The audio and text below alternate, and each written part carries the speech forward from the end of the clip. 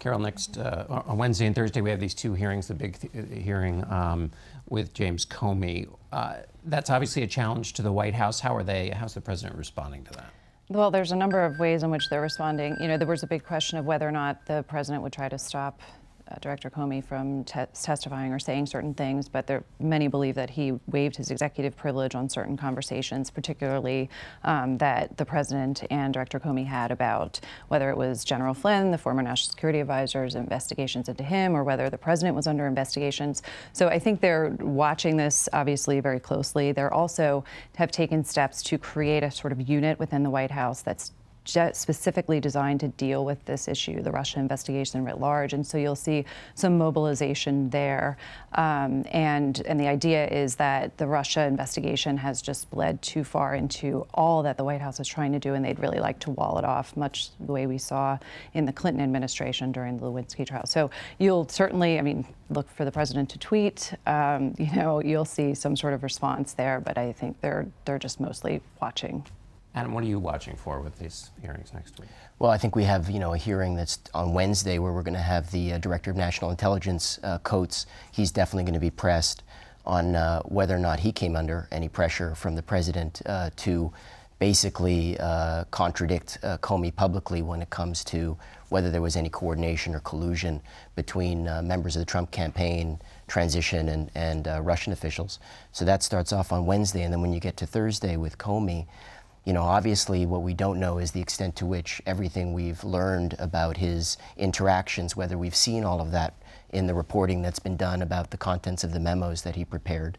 This is a huge high stakes now,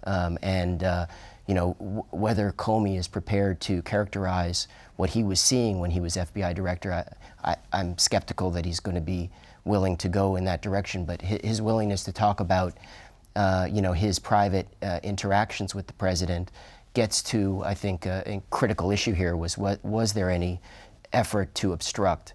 What were the contours of that effort? And are there elements of it coming from him personally that could really help, I think, the public, empathize with him, with Comey, and really kind of points to this broader question of obstruction that needs to be fleshed out. Ramesh, how do you think the politics of this hearing will play out? I mean, Comey has been both the hero and the villain of both parties. How do you think it plays out, and the allies of the president, how do they comport themselves in this? Well, I think it's going to depend on a number of things. One is whether it happens at all, because it is entirely possible that the administration will make an assertion of executive privilege, as Carol was discussing. I think that would be an untenable position, an unwinnable fight, but that doesn't rule it out as happening.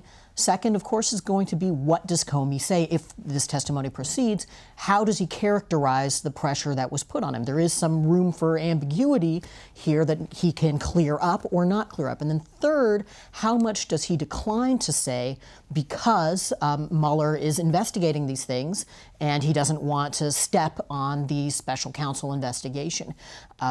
I think you are going to see probably a division of opinion among Republicans, and the question is going to be how many of them are completely in defense mode for this administration and are taking the president's line that this entire investigation is essentially a kind of hoax that his opponents have cooked up, and how many of them are going to be entering it with an open mind, asking these questions, not necessarily prejudging that the president's done something wrong, but not necessarily just in his corner at the same time. Carol, I want to just quickly, in the last 45 seconds we've got left, on the climate change decision from the president, do you have a larger theory about how this fits into the Trump presidency that you take from this decision he made?